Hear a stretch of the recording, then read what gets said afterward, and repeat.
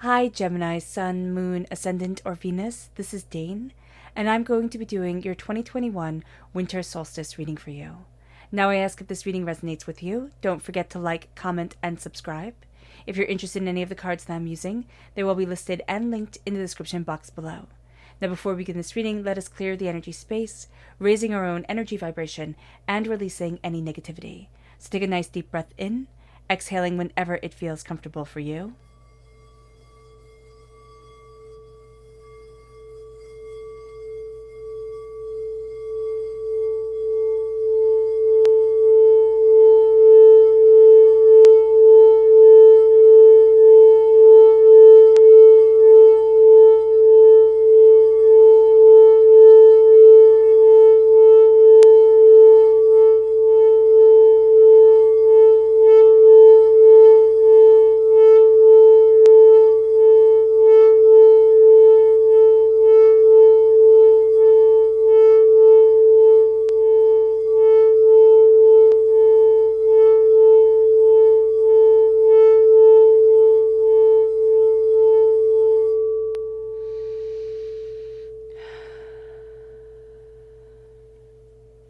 Releasing all negativity from the body like storm clouds, letting yourself feel calm, centered, and at peace as we enter into this safe and loving space.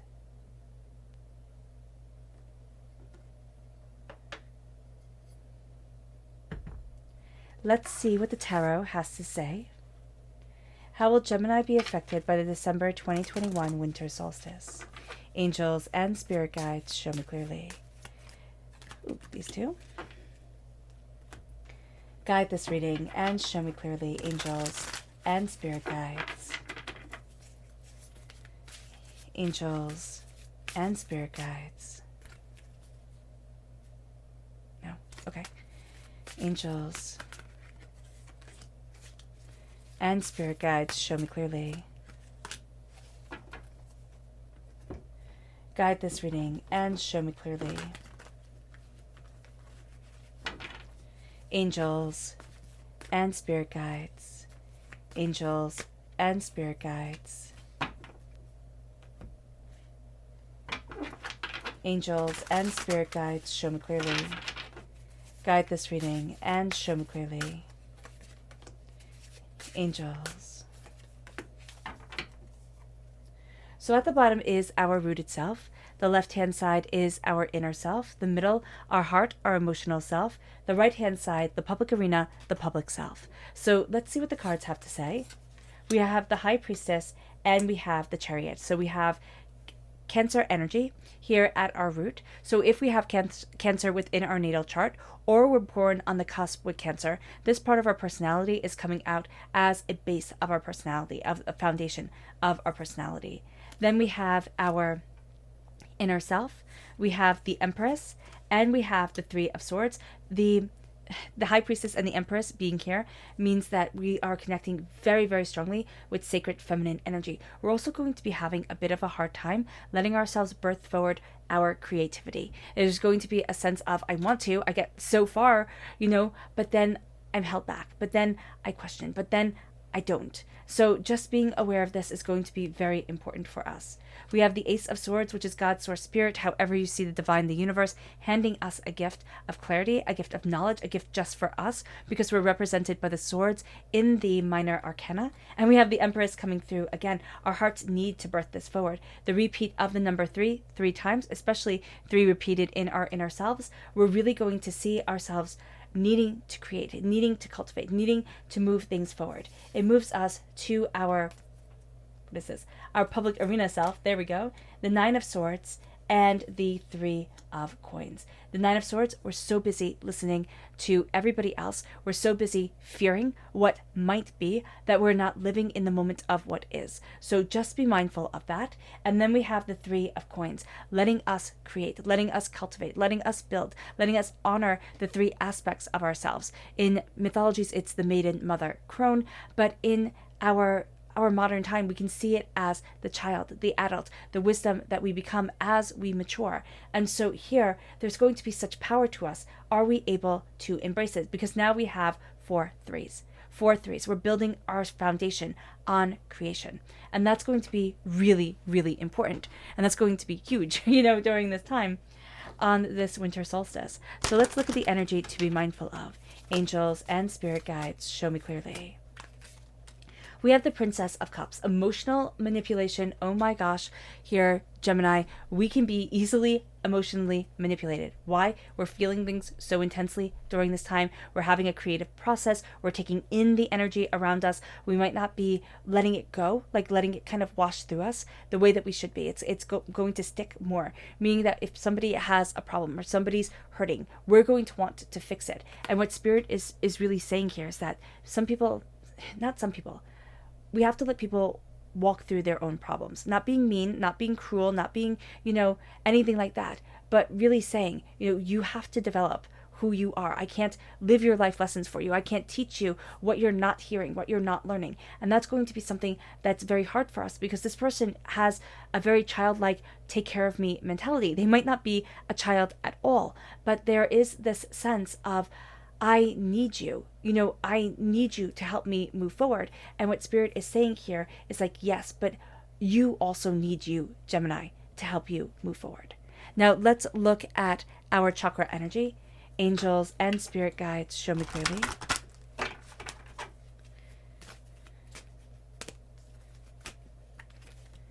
Mother Earth, the Earth Star chakra. We have the sacred feminine energy here, right? We have the Earth Mother energy here that we are building off of, that we are feeding off of during this time. And we need to remember that, yes, Mother Earth is nurturing, but Mother Earth is also volcanoes and hurricanes and storms. So during this winter solstice, as we honor the longest night of the year, we have to honor our connection to the earth and also the darkness, the quiet, the silence. As, sight hunters, human beings are sight hunters. That's the first sense that develops within us, when we're babies. We like to fill our world with light. And on the darkest day of the year, we do not have that light. We have the night. And so what's going to come forward here is this need for quiet, this need for rebirth, this need for connection. Now let's talk about the winter solstice, astrologically speaking, for a little bit. So this celebrates the idea of the winter solstice is to celebrate the longest night of the year, the rebirth of life, the time of letting go of anything that doesn't align with our higher purpose, with our higher power. We are given this time to look at our fears, to look at what is holding us back, and to change. And as a malleable sign, as a sign that likes change, that's why people sit there and thinking, oh my gosh, Geminis are so exhausting. Yes, we are. We can be terribly exhausting if some people, like for the people who just like things steady and fixed and they can't possibly move in any direction. For people who are more open and more curious, then we might be delightful and, exasperating at times. So that's okay.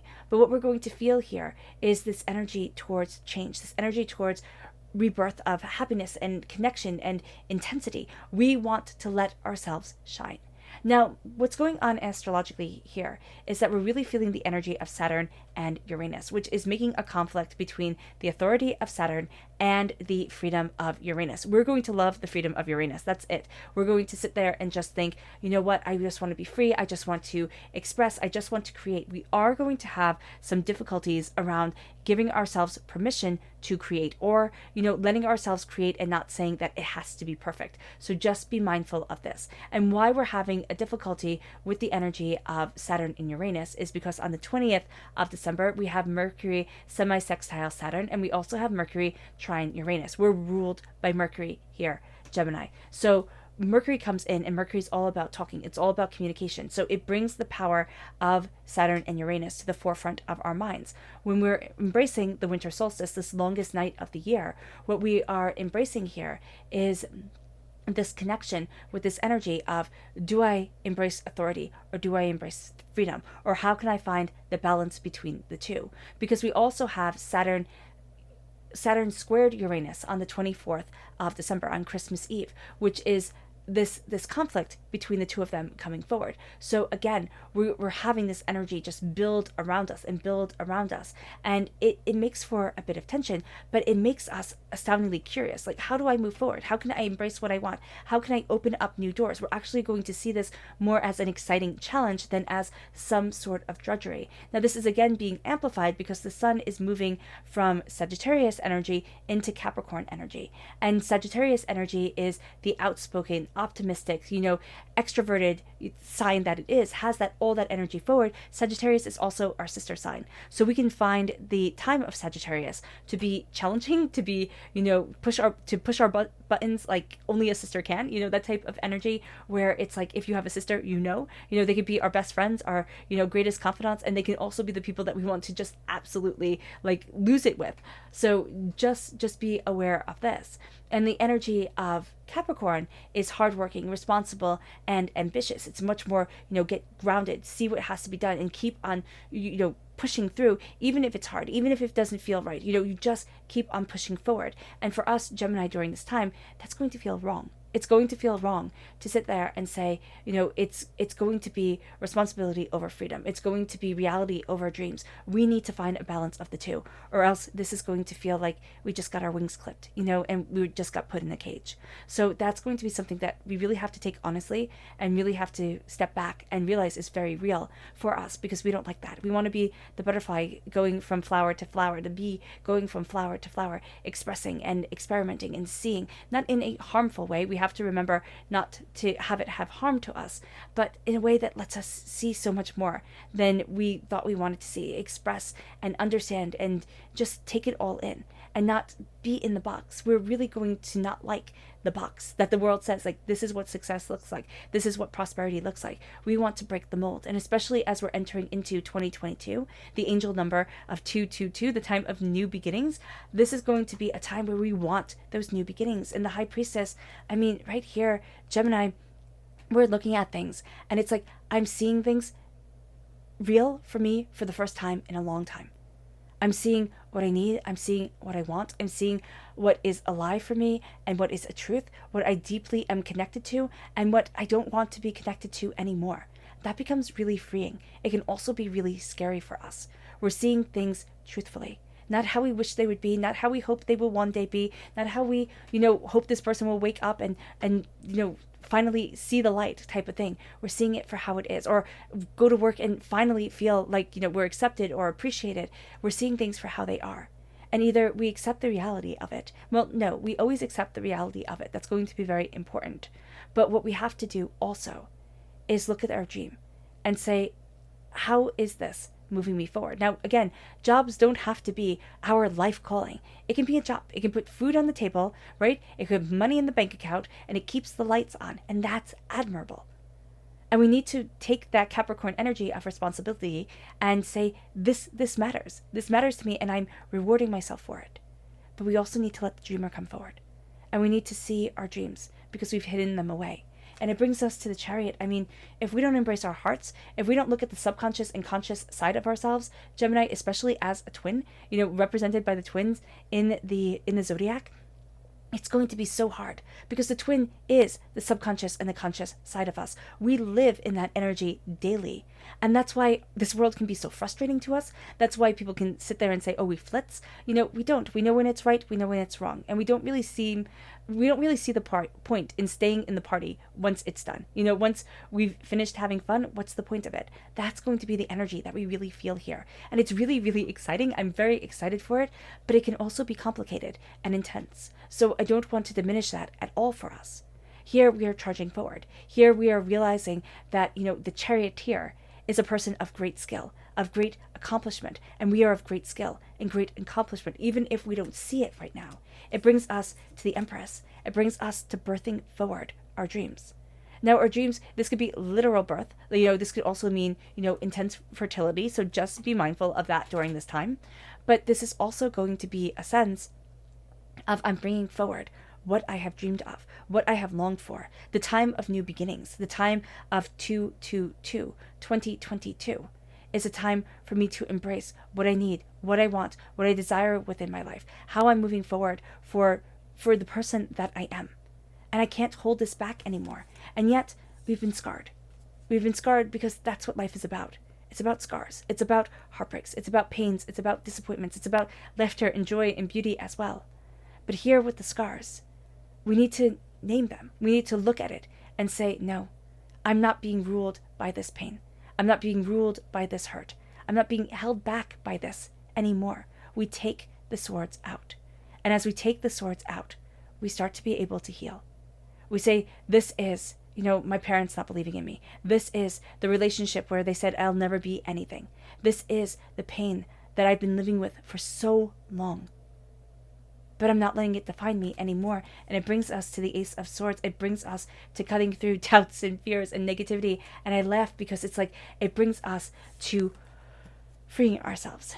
And it has such a powerful effect. It has such a powerful effect because things become clear. Even if it's just we become clear with ourselves. We become open and honest with ourselves. This is what I want. This is what I don't want. This is what I need. This is what I don't need. And as that clarity comes in, and as we realize that we've been training for this.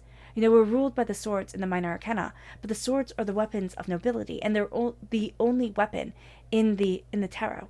We can argue that staves, are weapons, sure, and you learned on them before you could wield a sword.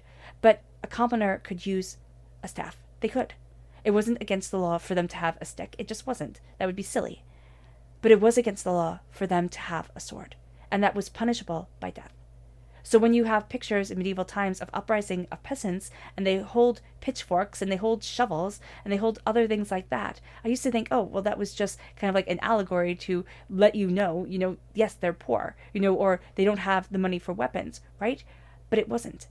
It was saying that they weren't allowed them, and it was showing the class difference. And so here, when we have the sword come forward, we're stepping into a place of power, a place of authority, and a place of knowledge. It moves us to the Empress. It moves us to what we truly love and what we truly want. It also moves us to the place, because this is represented by Rhiannon, and Rhiannon in Welsh mythology was a goddess who married a mortal prince and then suffered, because he didn't believe her and she was wrongly accused. And this is saying, don't lose your magic, don't lose your voice just because others have turned away. Or just because even we have turned away from ourselves. We have doubted ourselves. We have doubted what we need and what we want and how we're moving forward in our lives. This is a time where, yes, take that doubt. See it, own it, but don't let it rule you. The Three of Swords is not going to get to rule us. This is looking at what we want to create. This is looking at how we're moving forward without people realizing that we're moving forward. And this is the connection with our heart. This is connection with the justice for ourselves, the sense of power, the sense of insight, the sense of there is so much more here than meets the eye. And as we embrace this, we embrace the Nine of Swords. We're done in the public arena listening to everybody else and have everybody else define us. What we're realizing is that we can worry. We can worry, we can take everybody else's knowledge and words and sit there and just let life be one worry after another. Never being calm. Never being settled, never being, centered within ourselves. Or we can stop the worry. We can say, there are certain things in this world that I'm not in control of, but I'm not going to let it drain my energy. There's going to be such a sense of worry here, a worry of, can I create what I want to create? Am I seeing things the right way? Can I trust my, my inner wants and my external reality to come together? Everything's going to be hitting us almost all at once. And there's going to be a need to celebrate. There's going to be a need to release. Are we going to be able to do it? There's almost this wrapping of fear first and saying, oh no, you have to stay in this box. And then we kind of shoot out like a shooting star. And that becomes beautiful because we start to see the way that we create. We're also going to start to come together with other people. Working in groups of 3 is going to be very good for us. Working with 3 people, bouncing things off of 3 different, ideas, 3 different eyes, 3 different ways of seeing things. That's going to be very powerful for us. I'm just going to take a sip of water.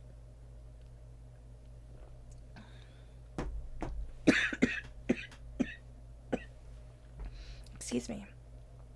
So here, we step into that intensity. And as we do so, we step into ourselves.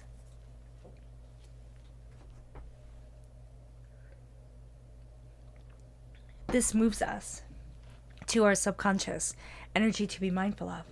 And it's frail. It's Sagittarius energy. It's being mindful of the transition from Sagittarius to Capricorn energy that the sun rules. It's telling us to be mindful of other people's intensity, being mindful of what works for one person necessarily won't work for us, and that's okay. It brings us to our subconscious chakra self, and that's forgiveness. Being able to embrace our heart chakra, being able to forgive what cannot be changed, being able to look at our story, ourself, our suffering, our joy, our successes, and everything in between, and say, I honor my path. I honor who I am. I forgive. I forgive for being too naive. I forgive for falling in love with the wrong person. I forgive for trusting the wrong person. I forgive for not being what that person wanted and then blaming myself. I forgive myself. And as we forgive, we start to set ourselves free. And that's also what the Three of Swords is all about. Setting our hearts free, setting ourselves free. Some things there's going to be hardship with. And if we have unspeakable things in our past, horrors that have no rhyme or reason to them, but they were just sadistic, evil people, doing sadistic, evil things, then we might need to talk, we would need to talk to a therapist, to a spiritual advisor, to somebody who can help us connect with the hurt and help us see and free ourselves from it. But here, forgiveness is a powerful tool. And it doesn't just mean forgiving others and being benevolent like that. It means looking at ourselves and seeing where the scars are, seeing how deep the wounds go, and being able to forgive ourselves, being able to trust ourselves again, being able to love ourselves. It moves us to our subconscious rooted energy, and that's the lovers, that's us. We are represented by the lovers in the major arcana, by the swords in the minor arcana. We are coming together on this winter solstice, guided by our angels, by our spirit guides, by fate itself, to connect with the sacred masculine, the sacred feminine aspects of us, to connect with the twins of us, to connect with who we are and what we love, and to bring the passion back into our world. It moves us to our subconscious inner self. And that's the Two of Swords. We always saw the world as having two paths. You could go left or you could go right. And what Spirit is saying now, in the darkness, we start to see new roads opening. We start to see new ways forward. Be surprised, but don't let them disappear. Let the inspiration come in. Let us see ourselves growing to more. It moves us to our subconscious emotional self. Oh, goodness. And that is the Emperor. I love it. We have the Empress and the Emperor. Soulmate connection, true love connection on the highest order. This could mean we're falling in love. This could mean that we're, also finally finding that path in our life that brings us to our lover, to our passionate counterpart. But this is also a sense of beauty and intensity and power coming forward. This is us being unstoppable. The Emperor and the Empress are the soulmate connection, true love connection to the highest order. If we see this with a king and the queen, right? The King of Swords, the Queen of Swords, that's strong. That's powerful. This is to the 10th power. This is so much more than we are imagining. We're embracing our power. We're embracing our intensity. It comes from the heart. If we ignore our heart, if we deny our heart, if we don't listen to ourselves emotionally, we will feel as if we're a withering flower. It brings us to our subconscious public arena self. And that's the King of Wands. Passion and fire and intensity. Transformation. And we're going to love this transformation. It's bringing the fire back. It's bringing the passion back. And it's exactly what we need. All right, Gemini. I hope this reading has resonated with you. I wish you nothing but light, love, peace, and happiness. May harmony always be with you. I'm sending loving, healing energy to each and every one of you. I love you all, and stay safe. Let's end this reading with a meditation, a clearing away of negative energy, a raising of our positive energy as we embrace the power and the intensity of this winter solstice. So take a nice deep breath in, exhaling whenever it feels comfortable for you.